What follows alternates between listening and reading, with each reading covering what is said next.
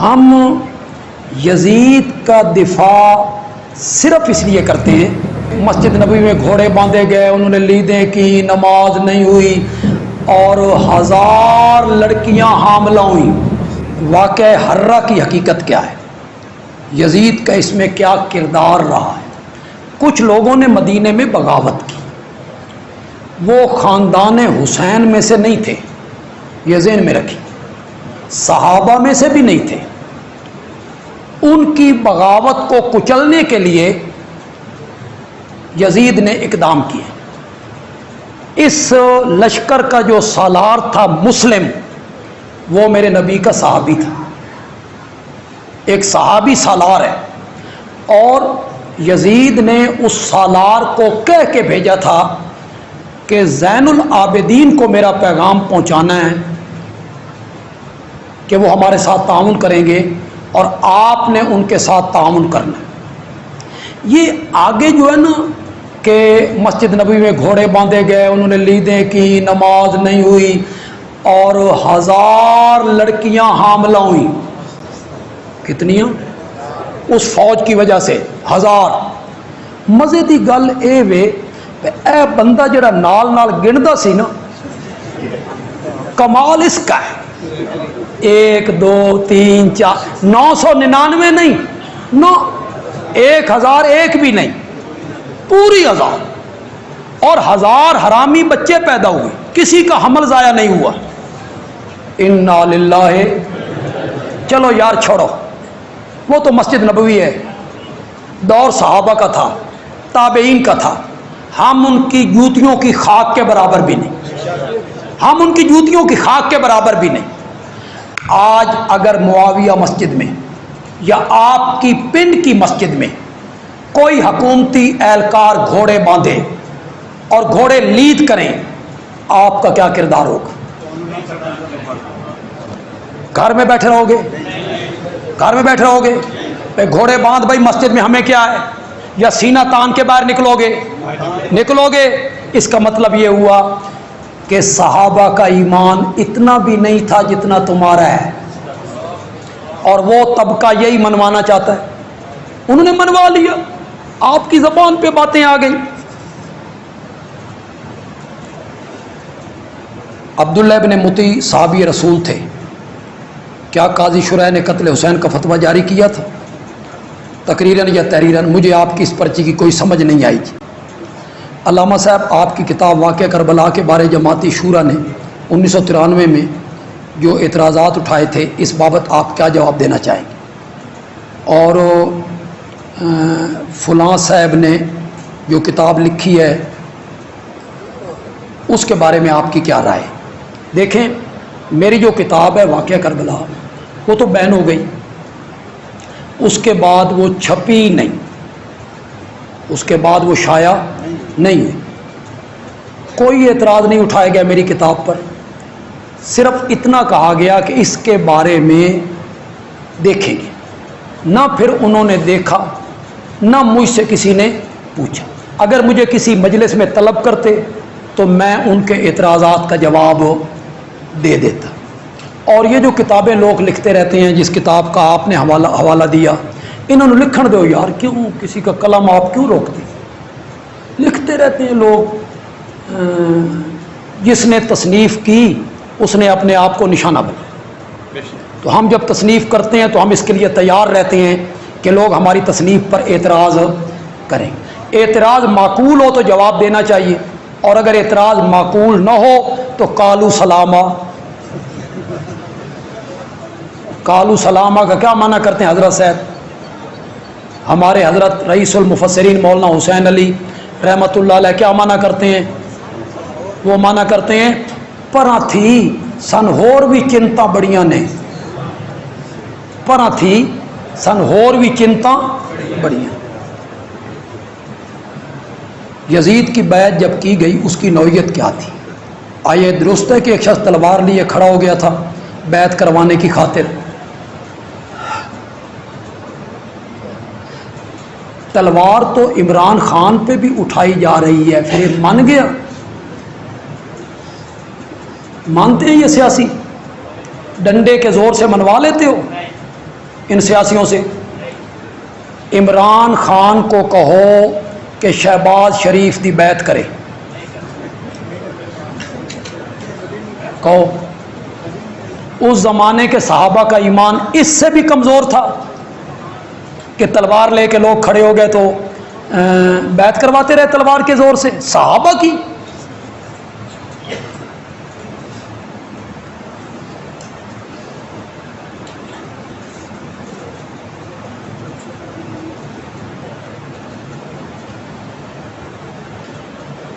اہل تشیع کا خیال بھی یہی ہے کہ شیعہ سنی کا آپس میں نکاح نہیں، ان کا بھی خیال یہ نہیں بھی صرف اہل سنت کا خیال نا، ان کا بھی خیال کہ اہل سنت اور اہل تشیع کا آپس میں نکاح نہیں ہوتا۔ اب آپ نے یہ سارے سوال آج ہی لکھ کے لانے تھے یار۔ کوفیوں کی دعوت پر حضرت حسین کا تشریف لے جانا کس مقصد کے لیے تھا؟ اگر یزید خلیفہ برحق تھا تو اس خروج کو آپ کیا نام دیں گے؟ دیکھیں، میں کوئی ایسا جملہ نہیں بولنا چاہتا جس سے حضرت حسین کی پوزیشن کمزور ہو یا ان کے دامن پہ کوئی ذرا سا بھی داغ آئے۔ میں اس کا خدا کی قسم سوچ بھی نہیں سکتا، میں اس کا تصور بھی نہیں کر سکتا۔ میں حضرت حسین سے بے انتہا محبت کرتا ہوں، بے انتہا محبت کرتا ہوں۔ وہ بڑے مخلص لوگ تھے۔ آپ کا کیا خیال ہے؟ حضرت حسین جنگ کرنے گئے تھے؟ جنگ کرنے بندہ جاتا ہے تو گھر والوں کو لے کے جاتا، تیار کرتا ہے لوگوں کو۔ آپ کو چاہیے تھا صحابہ کو تیار کرتے، ان کا ذہن بناتے، فوج بناتے، پھر جنگ ہوتی۔ پھر جب بندہ جنگ کرنے جاتا ہے تو 6 مہینے کے بچوں کو ساتھ لے جاتا، عورتوں کو ساتھ لے جاتا، جنگ کرنے کے لیے تو نہیں گئے۔ ہاں، حضرت حسین کو یہ کہا گیا کہ یزید کی بیعت مکمل نہیں ہے، ابھی مکمل نہیں، اور اگر بیعت مکمل نہ ہو تو پھر اس کے خلاف نکلنا کوئی شریعت اسے منع نہیں کرتی۔ میں یہ سمجھتا ہوں، اگر آپ میرے تجزیہ سے اتفاق کریں، میں غریب سا آدمی ہوں، سادہ سا آدمی ہوں، میرا تجزیہ یہ ہے کہ حضرت حسین رضی اللہ تعالیٰ عنہ کا بڑی نیک نیتی سے یہ خیال تھا کہ سلطنت کو جس نہج پر یزید چلا رہا ہے میں اس سے بہتر چلا سکتا، اسلامی نہج پر میں اس سے بہتر چلا سکتا۔ اس کے لیے انہوں نے سفر کیا، کوفے پہنچ گئے، کوفے کی طرف۔ جب ایک جگہ پہ ان کو پتہ چلا کہ جنہوں نے مجھے بلایا تھا، میری طاقت بننی تھی، وہی میرے خلاف ہو گئے ہیں، تو حضرت حسین رضی اللہ تعالیٰ عنہ نے واپسی کا کیا کر لیا؟ ارادہ کر لیا۔ ایک بریلوی عالم صاحب نے اپنے بیان میں کہا کہ حضرت معاویہ نے کسی سیاسی ضرورت کے تحت عیسائی قبیلے کی لڑکی سے شادی کی تھی، وہ اس معاویہ سے خوش نہ ہوئی، آپ نے اس کو نکال دیا اور یزید وہاں عیسائیوں کے گھر پیدا ہوا۔ یزید جوا شراب وغیرہ کی عادتیں وہاں سے سیکھی۔ یہ ساری باتیں سنی سنائی، کوئی اس کا حوالہ کسی کتاب میں موجود ہو نہیں ہے جی۔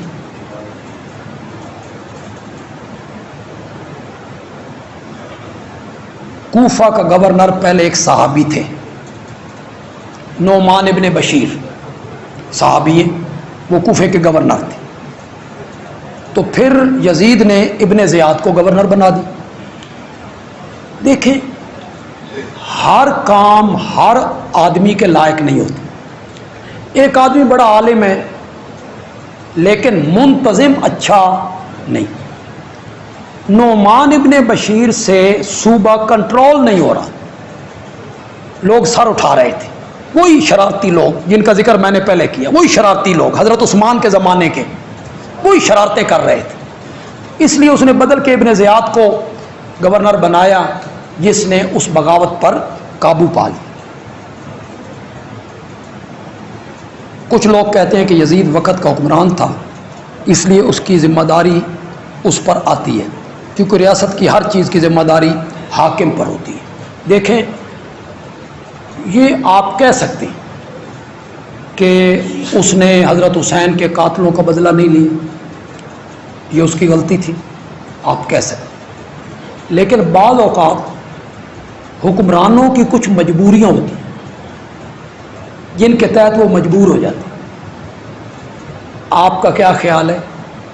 حضرت علی رضی اللہ تعالیٰ عنہ حضرت عثمان کے قاتلوں کا بدلہ انہوں نے لیا تھا؟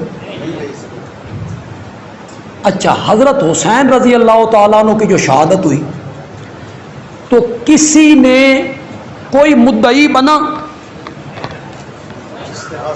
استغاثہ دائر کیا کسی نے؟ حضرت زین العابدین نے کیا ہو کہ میرے باپ کا بدلہ لیا جائے؟ کوئی استغاثہ نہیں۔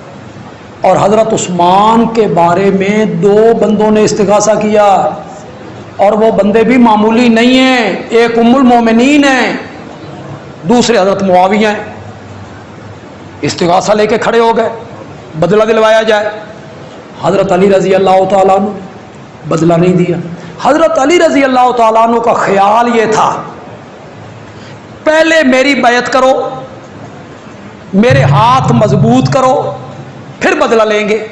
اور حضرت معاویہ اور حضرت عائشہ کا خیال یہ تھا پہلے بدلہ لو پھر بیعت کریں گے۔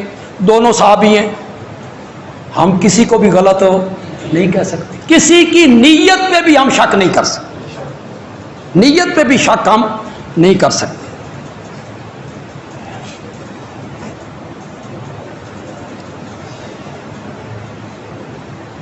دیکھیں، یہ کہتے ہیں یزید کو تابعیت کا شرف حاصل ہے تو رحمت اللہ کہنا چاہیے۔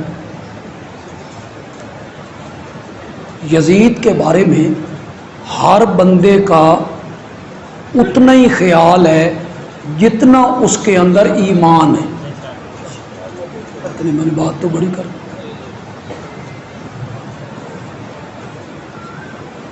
یزید کے متعلق امام صاحب کا مسلک توقف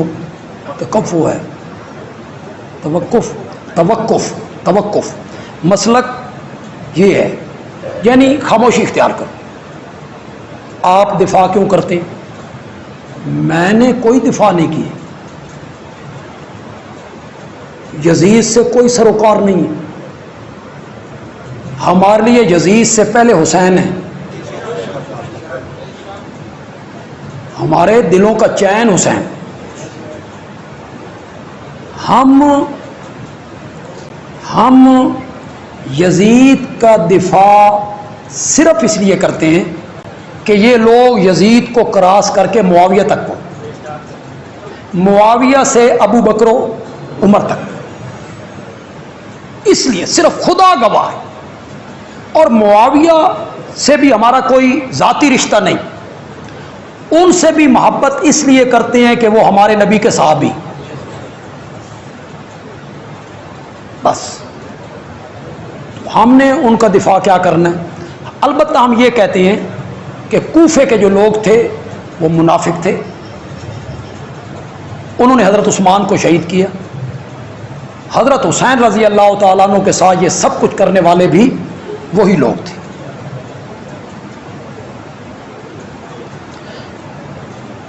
یہ میں جواب دے چکا ہوں جی پہلے۔ کیا کربلا میں ان دونوں کا بنیادی کردار قابل انکار ہے؟ عمر بن سعد، عبید بن زیاد، ہو سکتا ہے ابن زیاد کی کوئی غلطی ہو، کچھ لوگوں نے تو یہ کہا کہ ابن زیاد نے کچھ غلطی کی، لیکن عمر ابن سعد کی کوئی غلطی نہیں تھی، اس نے تو پیار سے سمجھایا اور سمجھا کے انہیں بجائے کوفہ کے کس رستے پہ ڈال دیا؟ دمشق پہ ڈال دیا۔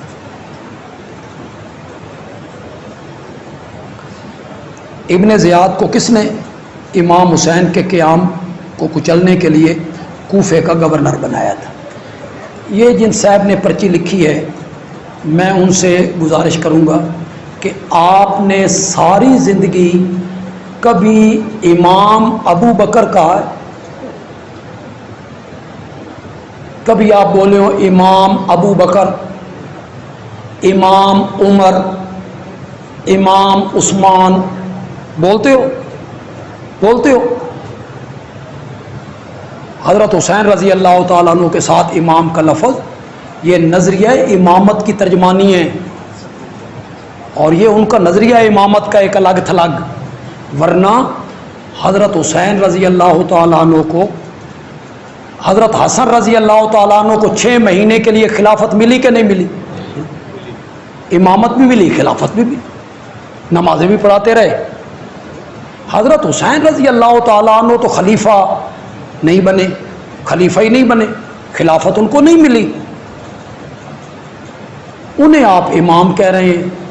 اور جس ابو بکر کو میرے نبی نے اپنے مصلی پہ کھڑا کیا تھا، اس کے ساتھ آپ امام ابو بکر نہیں کہتے۔ ہر حکمران یہ چاہتا ہے کہ میرے صوبے میں جو بغاوت ہو رہی ہے اس کو کچلنا چاہیے، حضرت حسین رضی اللہ تعالیٰ عنہ کے لیے نہیں۔ وہ کوفے کے وہی غدار، کیوں نہیں آپ سمجھ رہے ہیں؟ کوفے کے وہی غدار جنہوں نے حضرت عثمان کو شہید کیا تھا۔ یہ اس کا جواب بھی میں دے چکا ہوں جی۔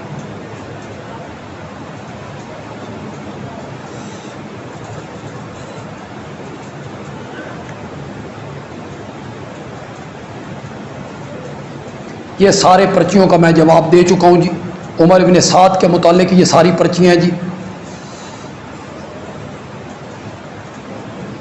یہ بھی عمار کی حدیث ہے جی، حدیث عمار ہے جی۔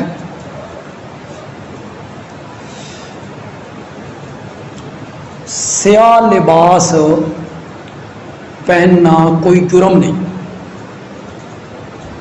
پہنا جا سکتا،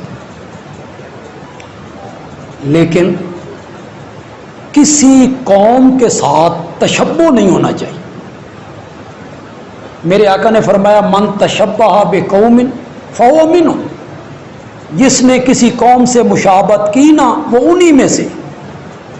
تو کالا کپڑا پہننا، کالی ٹوپی پہن لینا، واسکٹ پہن لینا، یہ کوئی جرم نہیں ہے، شریعت میں حرام نہیں ہے، لیکن کسی رنگ کا کسی دوسری قوم کے ساتھ مشابہت نہیں ہونی چاہیے جی۔